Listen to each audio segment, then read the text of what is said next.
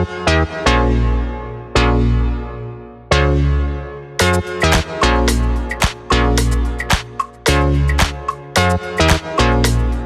how's it going, everybody? I hope you're all staying safe, having a good new year so far. And today I've got the retail version of the all-new Samsung Galaxy S21. This is the T-Mobile version, to be specific. And now this video was supposed to be up a good 8-9 hours ago, but UPS's estimated delivery time window is about as reliable as an untrained carrier pigeon. So here we are. This thing is freezing cold. It's been in the truck all morning, all afternoon, and here we are into nighttime now. So as you can tell, this box is considerably smaller than previous S-line boxes. That is, of course, because there is no charger in this box. First they took our headphones and they took our charger. Well, what can you say? There are a lot of opinions about how and why this came to be. I'll let you form your own.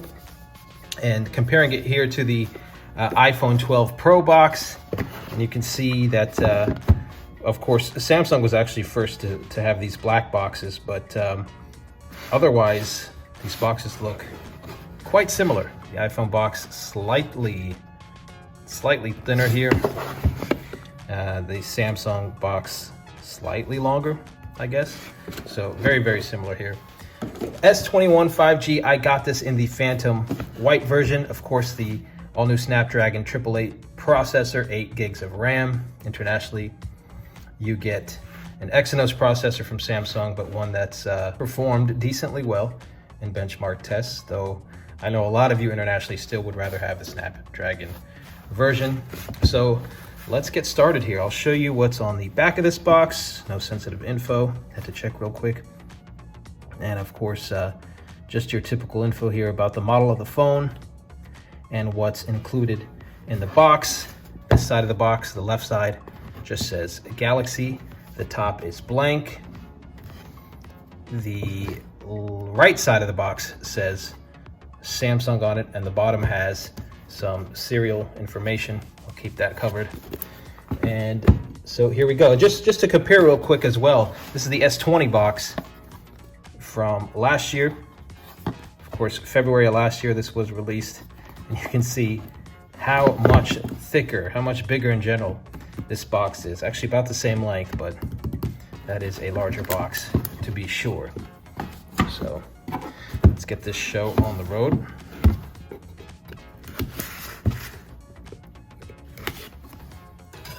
Here, let's go. Okay. So pre-ordered this on the first day. And of course, it arrived today. Official launch is supposed to be Friday. And here we go. So we've got the phone, obviously.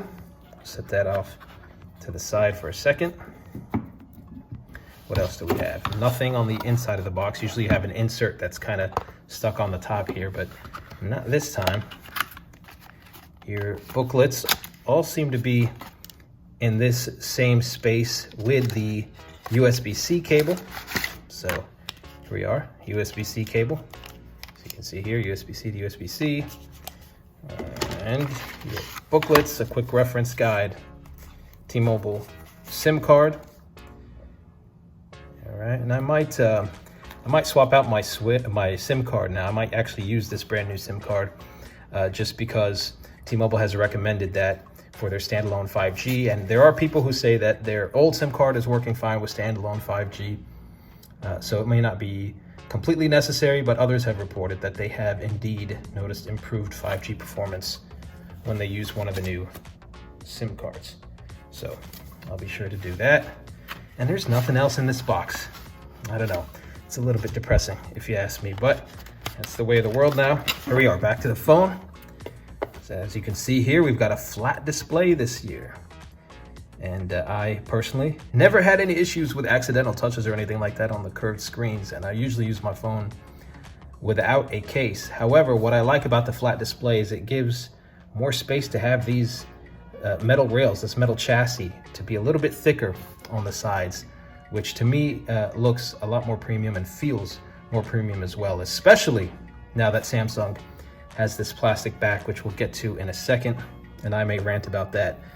No pre-installed screen protector this year. This is just a flimsy piece of plastic.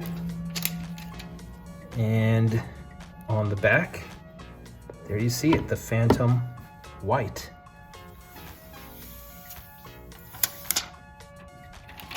All right. Definitely feels and looks like plastic, but I think that shows a little bit less on the white version. When you've got a matte plastic back and a darker color, you'll see those fingerprints. And that was proven by the S20 FE that came out late last year. Other than that, very nice design. There's no excuse for putting plastic on the back, I'm sorry. This is your premium line. This is supposed to be your premium flagship Samsung, and it's supposed to look and feel like one. And though it's a well-built phone and there are positives to having plastic, there's a reason you have your FE line. There's a reason you have a bunch of other phones in the mid and lower tier. You should not be doing this with your flagship. Just my opinion, but I do feel strongly about that. So you see that the metal chassis extends into the camera housing, which is a nice touch. I think that looks very nice. And I believe all this is covered in plastic. So let me peel the plastic off so you can get a good look at everything. All right, I believe I got the plastic off of this entire thing now. So once again, here's the front and the flat display.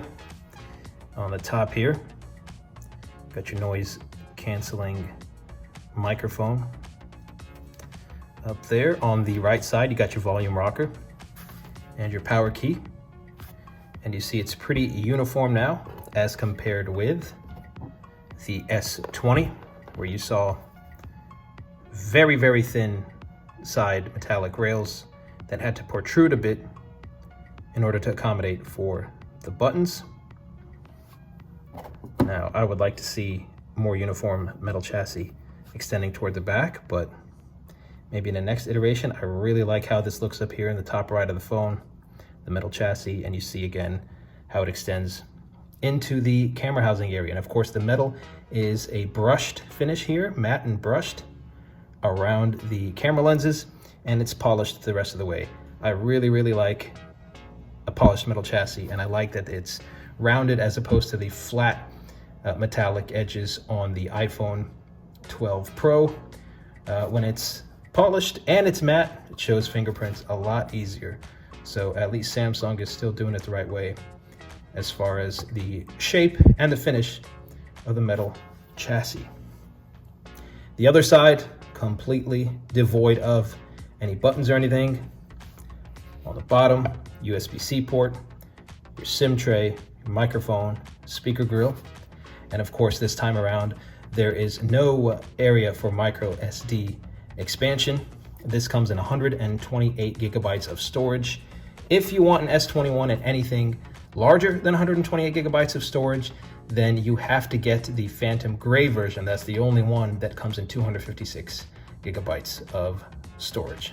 I will throw this brand new SIM card in here. I'll activate it, and then we'll turn this bad boy on and see what it's talking about. All right, I activated the new SIM.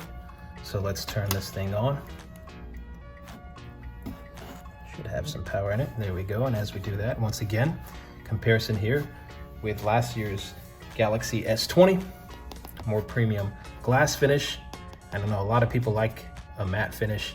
The natural reflectiveness of glass is part of what makes it premium. So I do prefer that, but I don't mind the matte so much. I just wish it was actually glass and not plastic. Again, inexcusable for your flagship line of smartphones. This is not the FE. So in any event, so you see the difference. You've got a slightly curved screen on the S20 compared to the flat screen on the S21. You've got the thicker side metal chassis, which I like much better here on the S21. And the camera housing is nicer and a little bit more inspiring as well. So are the color options, even though I think Samsung could have done better with that as well. But nevertheless, here we go. Welcome, start, English. All right, for some reason it was showing 4G LTE here. Usually you get 5G. I'm not sure what the difference is aside from me having changed my SIM card, but it looks like the SIM card activation is complete. I think the old phone is no longer working with the old SIM. Copy apps and data. I'm not gonna do that just yet so that I can show you what this is like out of the box, even though I'm not so sure most people start up a new phone without transferring stuff over anymore. But let me get my account info in here. All right, getting account info. Just got a security alert on my iPad Pro. You may have heard the notification. All right, let's start with fingerprints. I'll show you the setup process here. I'll start with a pattern first. Now, supposedly, with the Snapdragon 888, we've got a new and improved in-display fingerprint sensor. Should cover more area and be faster. We'll see. Yes, sure, I'll add another one.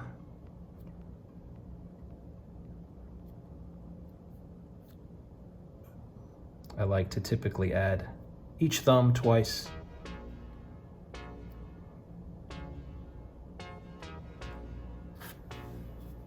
To my right thumb now.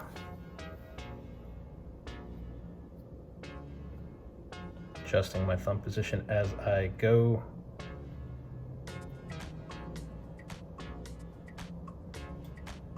One more time. And if this is boring for you, of course, you can skip ahead a little bit. But there are people who like to see the entire unboxing and setup process. So here we are. All right, it lets you add 4 to start.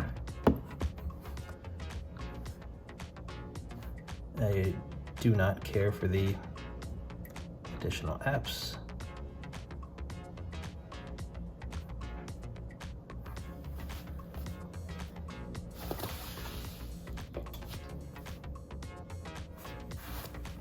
Enter my Samsung account. So you got to go to your previous device and verify there. And here we go, all set up. Now I will transfer from my own phone, from my old phone, here in a bit. Now, I expected a white wallpaper. This is interesting that it is dark. Maybe it's dark because of the time of the day. I'm not sure. And all of a sudden, I do not have service. I hope it's just refreshing that SIM data. As mentioned, yes, it looks like that's what it was doing. So here we are, we're into the phone, the Samsung Galaxy S21 5G.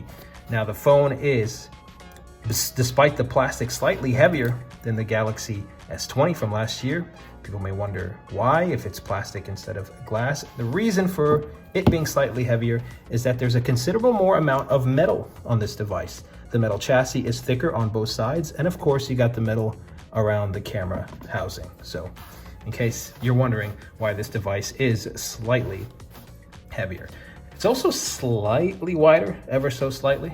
I don't remember the exact measurements, but maybe a millimeter or two. I think it's a great size, actually, a perfect size for a smartphone. And I've mentioned, I think before, that I'm 6'1" and my hands are pretty proportionate to my height. But despite that, I prefer a phone that I can one hand with everything. It just feels better to use. Aesthetically, it looks better. I already have a tablet and a computer, so I don't really need a gigantic phone. Some people like that. That's great. More power to you. You've got choices. So let me jump into the settings here and see what we've got. Connection, sounds and vibration, notifications, display, wallpapers, themes, etc., etc. Now let me first check out storage and see what you get out of the box. Again, I haven't downloaded any of my old data. I haven't downloaded any photos or anything yet. So storage, got about 27 gigabytes used. That's about 21% out of the box, out of your 128 gigabytes. So if you do the math there, you get about 100 gigabytes of storage remaining. Let's go to display. I'll switch this over to dark. I always prefer dark mode and have since, well, about 2012. And you can go into dark mode settings and schedule it as needed if you want to do it by time of the day.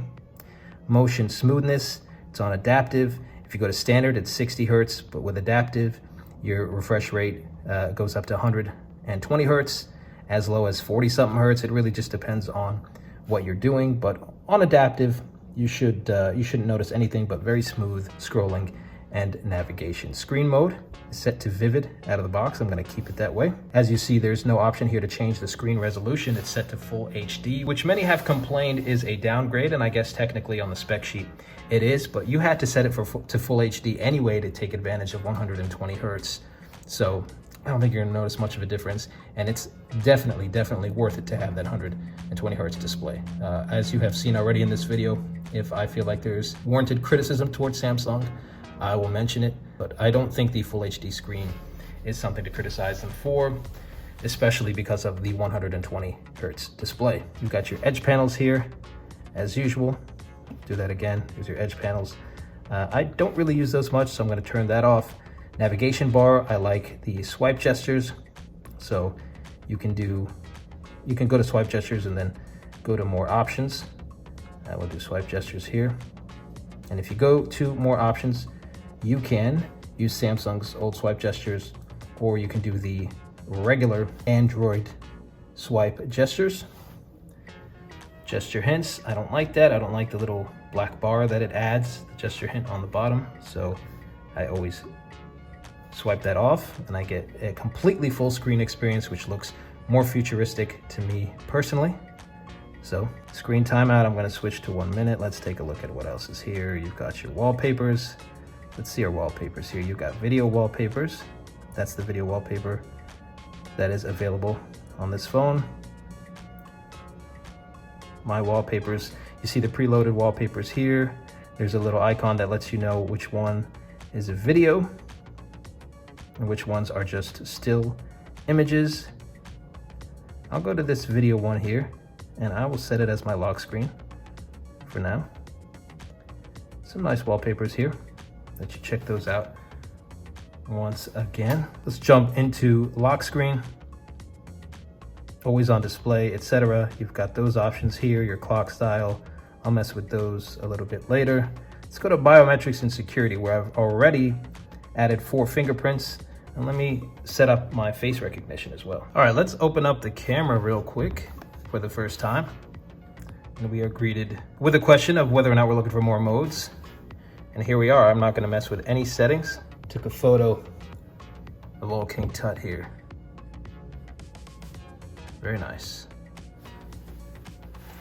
Are you impressed, King Tut? Well, he's speechless. He really is impressed with this camera. So that's that, guys. The Samsung Galaxy S20 5G unboxing and hands-on.